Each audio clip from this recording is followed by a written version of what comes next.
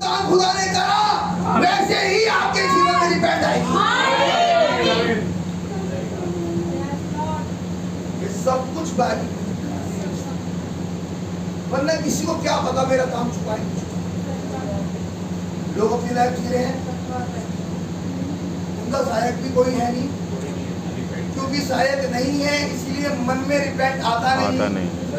समझ लीजिएगा, आज अगर सहायक होता, रिप्रेजेंटेशन होता, तो उनके मन में अपनी गलतियों के प्रति रिपेंट आता कि नहीं आता? लेकिन आ नहीं रहा, आ ही नहीं रहा। उन्हें अपनी गलती समझ में आ ही नहीं रही,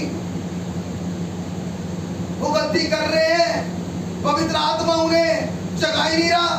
पवित्र आत्मा होगा तो चलाएगा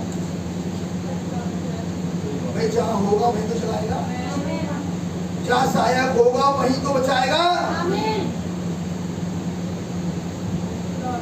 आप समझ पा रहे हैं?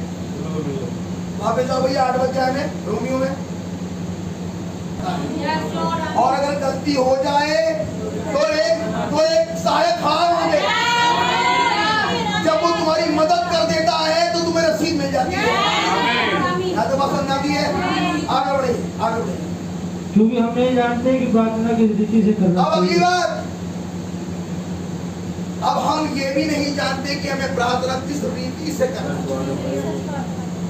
कैसे पता लगेगा कि इसका सहायक है? कैसे पता लगेगा इसकी सहायता होती है प्रार्थना में भी? भाई मुझे नहीं पता, मुझे क्या कहना है, मुझे ये पता है कि पापा को क्या कहना। सुनो सुनो, हम ये नहीं जानते हमें प्रार्थना किस रीति से करनी चाहिए। इसका मतलब क्या प्रार्थना करने का भी तो तरीका होगा।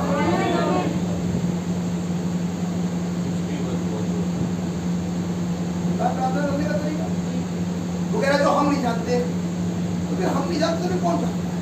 तो भैया बढ़िया आगे बात। अब अगली बात पढ़े आप।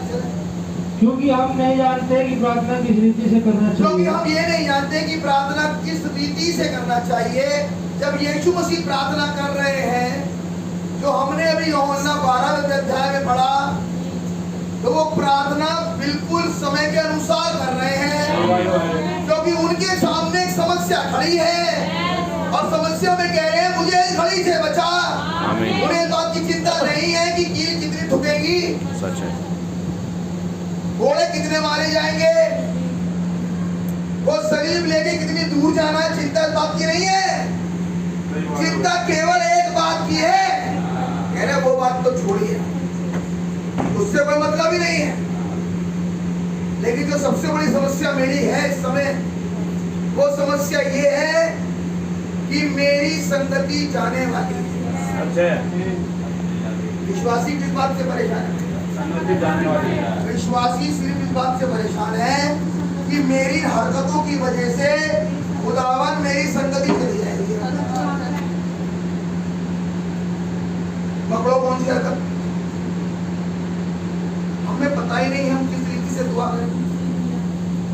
मुझे ऐसी कौन सी दुआ करनी चाहिए जो कि विश्वासी की जो सबसे ज्यादा प्रॉब्लम है होनी चाहिए। मैं कहता हूँ आज की तारीख में अगर पवित्र आत्मा उसके पास है तो सबसे ज्यादा चिंता उसे इस बात की होनी चाहिए थी कि मेरी संगति ना चली जाए।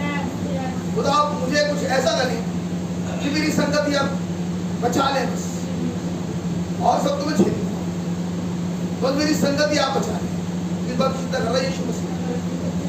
और अब कह रहा है कि हमें तो ये भी नहीं पता कि हमें प्रार्थना किस रीति से करनी चाहिए। हमारी दुर्बलताएं कौन कौन सी हैं जिसकी वजह से खुदा हमसे आज तक बात नहीं कर रहे। बात नहीं कर रहे, हमें समझ आ गया? हमें चेताते ही नहीं सही उस टाइम पर हम गलती कर रहे हैं, फिर करा फिर गलती कर रहे हैं। आप पवित्र आत्मा आए नहीं बताने के लिए, मत कर कहने के लिए आए नहीं, कोई बच्चा का स्ट्रक्चर लाए नहीं, और हमें फर्क भी नहीं पड़ता। और मांग क्या रहे? और बहुत कुछ मांग रहे हैं, लेकिन दुर्बलता में हम बलवान हो जाएं वो नहीं मांग रहे। अच्छा, अब अगली बात, ये दुर्बलता आई कैसे? लोगों में दुर्बलता आई कैसे?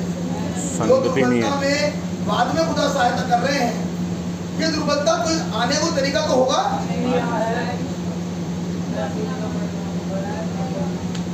आदम और उसकी पत्नी की जीवन में संगति का टूटने का कारण था वचन पर अविश्वास।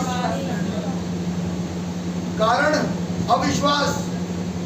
उसी तरीके से यह दुर्बलता जीवन में आई कैसे कि मैं बार बार गिर रहा हूं इसी में, इन्हीं बात सेम केस सेम ब्रदर। पिछले 10 साल से, पिछले 5 साल से, पिछले 20 साल से जो भी है वो वहीं की हुई है। एक ही दुष्ट आत्मा है जो छोड़ के नहीं जा रही। दुर्बल है इंसान और ये समझ में नहीं आ रही कि दुर्बलता मुझ में आई कैसे। आदम को तो पता था ना कि संगति जाएगी। अब रीजन था कि यीशु मसीह को पता है